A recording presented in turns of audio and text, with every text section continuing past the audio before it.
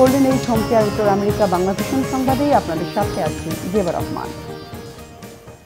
Doctor Mohammad ইউনূসের নেতৃত্বাধীন অন্তর্বর্তীকালীন সরকারকে স্বাগত জানিয়েছেন যুক্তরাষ্ট্রের পররাষ্ট্রমন্ত্রী অ্যান্টনি ব্লিনকেন। শুক্রবার বাংলাদেশ সময় রাত ৩টার দিকে সামাজিক যোগাযোগ মাধ্যম এক্সে দেয়া এক পোস্টে ডক্টর ইউনূসের শপথ নেওয়াকে স্বাগত জানান মার্কিন পররাষ্ট্রমন্ত্রী। ডক্টর ইউনূস বাংলাদেশের জনগণকে শান্ত থাকার যে আহ্বান জানিয়েছেন তাতে যুক্তরাষ্ট্রের সমর্থন রয়েছে বলেও জানান অ্যান্টনি ব্লিনকেন।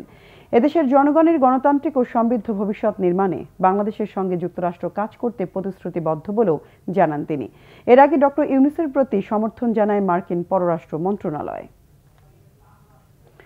বেগম খালেদা জিয়ার নিঃশর্ত মুক্তি আরও আগেই দেওয়া উচিত ছিল বলে এক সাক্ষাৎকারে মন্তব্য করেছেন শেখ হাসিনার ছেলে সজীব ওয়াজেদ জয়। এর আগে শেখ হাসিনা প্রধানমন্ত্রীর পদ থেকে পদত্যাগ করেননি বলে রয়টার্সকে দেয়া এক সাক্ষাৎকারে দাবি করেন জয়।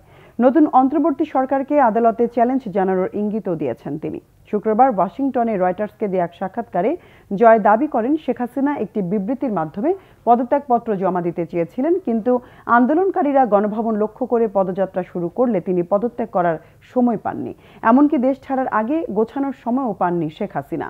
জয় দাবি করেন সাংবিধানিকভাবে তার মা এখনো বাংলাদেশের প্রধানমন্ত্রী। গেল ৫ আগস্ট শেখ হাসিনা দেশ ত্যাগ করেন। আন্দোলনকারীদের দাবি মেনে ৬ আগস্ট সংসদ বিলুপ্ত ঘোষণা করেন রাষ্ট্রপতি মোহাম্মদ শাহাবুদ্দিন। এই সিদ্ধান্তকে আদালতে চ্যালেঞ্জ জানাতে পারে আওয়ামী লীগ, এমন ইঙ্গিত দেন সজীব ওয়াজেদ জয়। আগামী ৩ মাসের ভেতর বাংলাদেশের নির্বাচন দেখতে চান জয়। আওয়ামী লীগ সেই নির্বাচনে অংশ নেবে।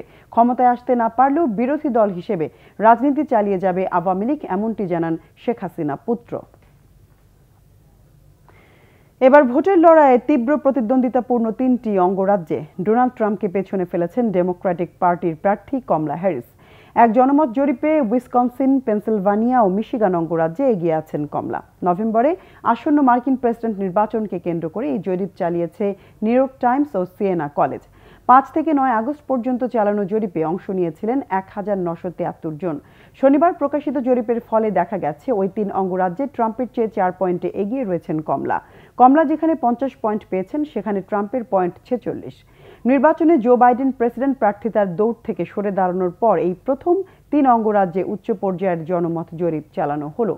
মার্কিন নির্বাচনে কোনো দলের জয় পরাজয় অনেকটাই নির্ভর করে উইসকনসিন, পেনসিলভানিয়া ও মিশিগান এই ৩ অঙ্গরাজ্যের ভোটের ফলাফলের ওপর।